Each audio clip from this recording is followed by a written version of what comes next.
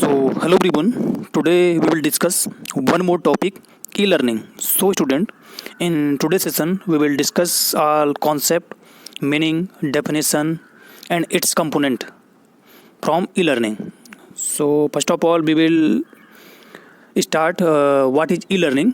सो basically Derek Stockley 2001 एक scientist थे, क्या बोला जाए तो ये एजुकेशनिस्ट थे। इन्होंने एजुकेशन में काफ़ी ज़्यादा वर्क किया था, तो इन्होंने एक डेफिनेशन दी ई लर्निंग की। तो इन्होंने क्या बोला, the delivery of learning training और education programme by electronic means.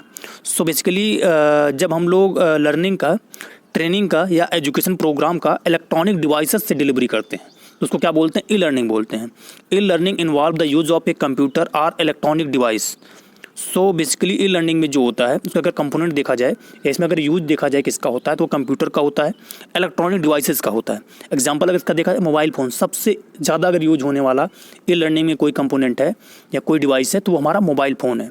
In some way to provide training, educational और लर्निंग मटेरियल, मतलब डिफरेंट वे में, चाहे वो ट्रेनिंग हो या एजुकेशनल प्रोग्राम हो या लर्निंग मटेरियल हो। सबसे ज़्यादा अगर जिसमें अगर किसी का ई लर्निंग में यूज हो रहा है किसी भी डिवाइस का तो वो हमारा मोबाइल फ़ोन है। सो अगर हम कंक्लूजन देखें ई लर्निंग बेसिकली है क्या, तो ई लर्निंग में क्या है, e learning is a process in which the study material और ट्रेनिंग और teaching activity provide through electronic devices. तो उसको हम लोग क्या बोलते हैं, ई लर्निंग बोलते हैं। ई लर्निंग में अगर आप बेसिकली देखा जाए तो ऑनलाइन लर्निंग से स्टार्ट होती है। स्टडी आप करते हैं ऑनलाइन, देन ऑनलाइन एजुकेशन आपको दी जाती है, देन ई लर्निंग कॉन्सेप्ट है।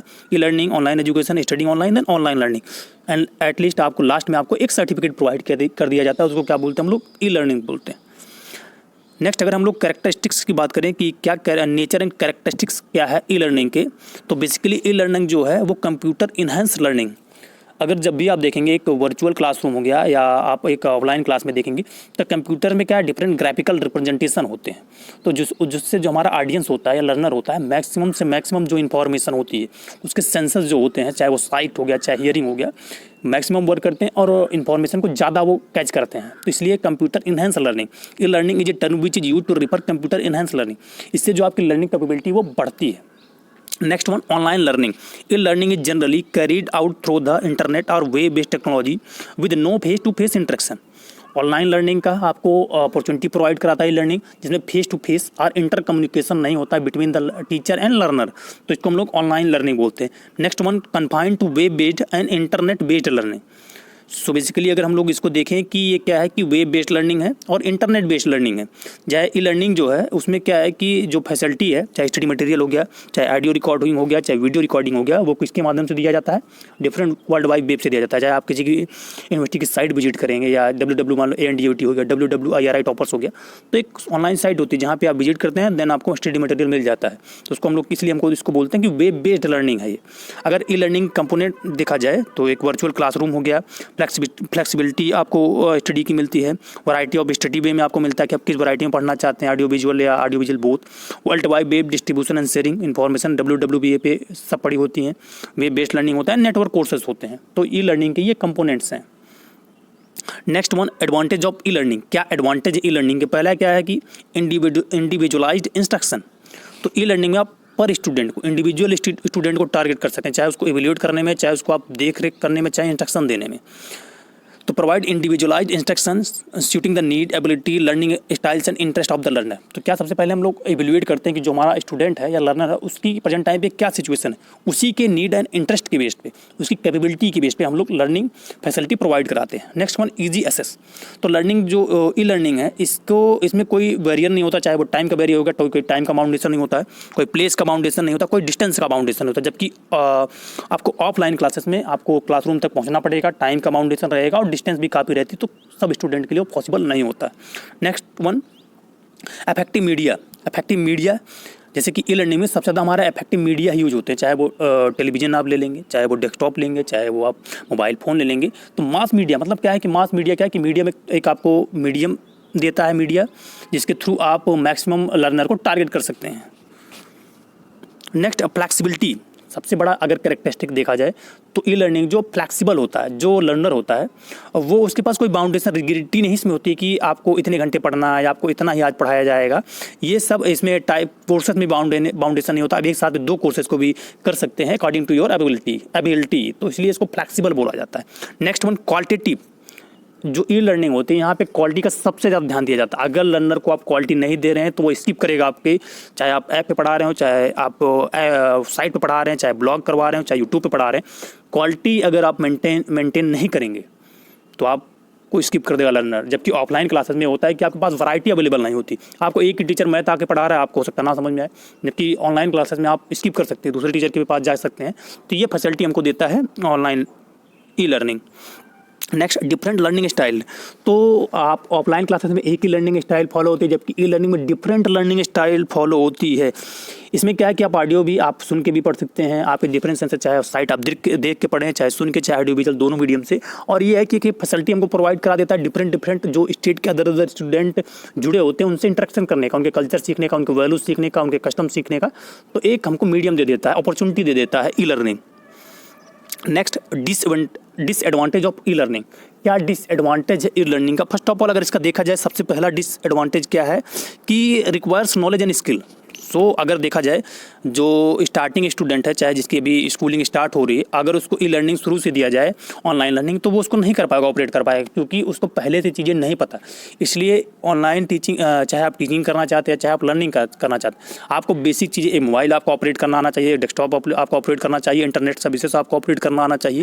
तो इसलिए कि अगर आपने अपनी प्री स्कूलिंग कर ली है, आपकी किसी भी रीजन बस आपकी स्कूलिंग कंप्लीट नहीं हो पाई, या आपके डिस्टेंस ऑफलाइन क्लासेस का आपके घर से ज़्यादा है, तो ये है कि इसलिए आपको पहले चीज़ें पता होनी चाहिए, आपको नॉलेज होना चाहिए, थोड़ा सा स्किल होना चाहिए कि आप चीज़ों को ऑपरेट कर लेंगे। तो ये हो गया। Next, costly. ई लर्निंग जैसे एक ही बार में आपको थोड़ा ज़्यादा इन्वेस्टमेंट करना पड़ता है। आपको जब से मोबाइल फ़ोन आ गया उतना इन्वेस्टमेंट नहीं करना पड़ता, बस अदरवाइज़ आपको पीसी खरीदना पड़ता था, लैपटॉप खरीदना पड़ता था, तो एक ही बार में आपको ज़्यादा इन्वेस्टमेंट करना पड़ जाता था।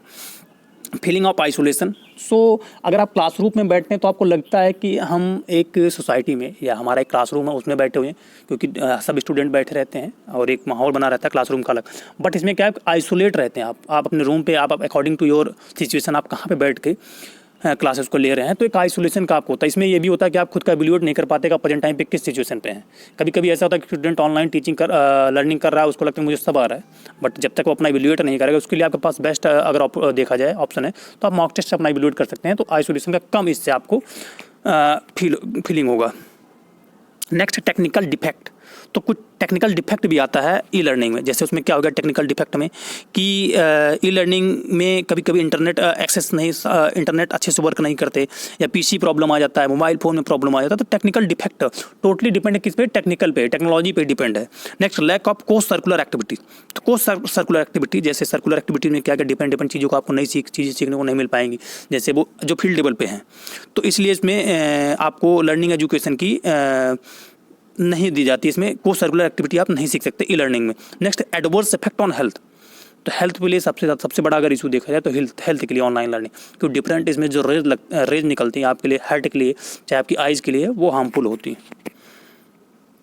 सो traditional and e learning approach में अगर बेसिकली डिफरेंस देखा जाए तो अगर क्लासरूम का हम लोग देखें तो ट्रेडिशनल में फिजिकल होते थे, लिमिटेड साइज उनकी होती थी, सिंक्रोनियस होते थे, मतलब एक फिक्स प्लेस पे होते थे। जबकि ई लर्निंग में अनलिमिटेड आप नंबर ऑफ स्टूडेंट कितने भी हो आप उनको टीच कर सकते हैं, एनी टाइम आप कभी भी क्लासेस को शेड्यूल कर सकते हैं और कहीं भी स्टार्ट कर सकते हैं। और कंटेंट में देखा जाए तो ट्रेडिशनल में क्या था कि प्रेजेंटेशन होते थे, टेक्स्ट बुक और लाइब्रेरी फॉलो की जाती थी, वीडियोज़ किए जाते थे, कोलाब्रेशंस। एंड जबकि मल्टीमीडिया सिमुलेशन ई लर्निंग में डिजिटल लाइब्रेरी हो गया, ऑन डिमांड के बेसिस पे हो गया, सिंक्रोनियम एंड एंसोनियम कम्युनिकेशन हो गया, चाहे वो पीपीटीज के माध्यम से हो गया, चाहे ऑनलाइन क्लासेस डिजिटल बोर्ड के माध्यम से हो गया। तो ये ऑनलाइन के इतने कंपोनेंट हो गए, मतलब वैरायटी अवेलेबल आपके पास, आप क्या यूज करना चाहते हैं according to need and interest of learner. Next one, personalisation. तो ट्रेडिशनल क्लासरूम में क्या है कि एक लर्निंग एक्टिविटी या कोर्स फिक्स होता था, जबकि ई लर्निंग में कि आप अपना नीड एंड इंटरेस्ट के बेस पे अपना डिसाइड करोगे मुझे किस कोर्स में एडमिशन लेना है या हमको क्या पढ़ना है। ये कौन डिसाइड करेगा? लर्नर करेगा। Next, type of e learning. अगर हम लोग टाइप देखें कि ई लर्निंग के कौन कौन से टाइप है, उसमें पहला हमारा क्या है, synchronous e learning. Synchronous e learning अगर बेसिकली देखा जाए, जब लाइव क्लासेस दी जाती है लर्नर को, लाइव इंटरेक्शन होता है टीचर एंड लर्नर के बीच में, उसको हमको क्या बोलते हैं, सिंक्रोनियस ई लर्निंग। उसके अगर एग्जांपल में देखा जाए, टेलीविजन ब्रॉडकास्ट वाला जो होता है वो हो गया, वीडियो कॉन्फ्रेंसिंग होती है, लेक्चर दो होते हैं, लाइव वेबिनार्स होते हैं, इंस्टेंट मैसेजिंग होता है, वर्चुअल क्लासरूम, ये हमारे क्या है, synchronous e learning. Live interaction between teacher and learner is known as synchronous e learning. And next one, asynchronous e learning. Asynchronous learning में क्या होता है कि लाइव इंटरेक्शन नहीं होता है, फेस टू फेस इंटरेक्शन नहीं होता है। इसमें क्या होता है कि रिकॉर्डेड वीडियो प्रोवाइड किए जाते हैं लर्नर को, चाहे वो हमारा ईमेल के मीडियम से हो गया, ब्लॉग्स के माध्यम से हो गया, प्री रिकॉर्डेड वीडियोज़ के हो गया, ऑनलाइन डिस्कशन बोर्ड के माध्यम से हो गया, ये एसिंक्रोनियस ई लर्निंग में आते हैं। एंड नेक्स्ट वन क्या है, impact on teaching learning process. So e learning के इंट्रोड्यूस होने से टीचिंग लर्निंग प्रोसेस पे क्या इफेक्ट आया, क्या इम्पैक्ट आया, अगर हम लोग देखें कि technology has made learning easy, interactive and interesting. Technology के आने से जो लर्निंग थी वो इजी हो गई, इंटरेक्टिव हो गई एंड इंटरेस्टिंग हो गई। तो इसने क्या improve efficiency both in learning and teaching. तो ई लर्निंग आने की वजह से जो टीचर था और लर्नर था, दोनों की इफिशियंसी बढ़ गई।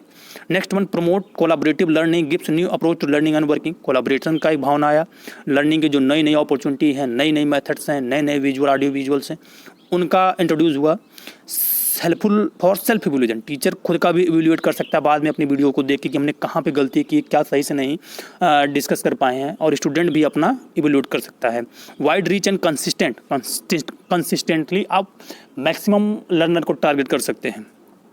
Flexible and rich medium for student, तो आप फ्लेक्सिबल होता है, मैं अच्छे से ज़्यादा ऑडियंस को टारगेट का आप कर सकते हैं। सो ये इम्पैक्ट आया टीचिंग लर्निंग ई लर्निंग के आने वजह से। And building an e learning culture. E learning culture कैसे एक बिल्ड होता है या कैसे स्टार्ट होता है, अगर उसमें देखा जाए तो उसमें हमारा क्या होता है, टीचर होता है, लर्नर होता है, एडमिनिस्ट्रेटर होता है। टीचर की क्या क्वालिटी होनी चाहिए, डेवलप नॉलेज एंड स्किल, वो स्टूडेंट के बीच में नॉलेज और स्किल को डेवलप करे। Understand learning and it's needs, जो भी लर्निंग के नीड्स है, लर्नर की नीड है, उनकी इंटरेस्ट है, उसके बेस पे उनको टीचिंग दे।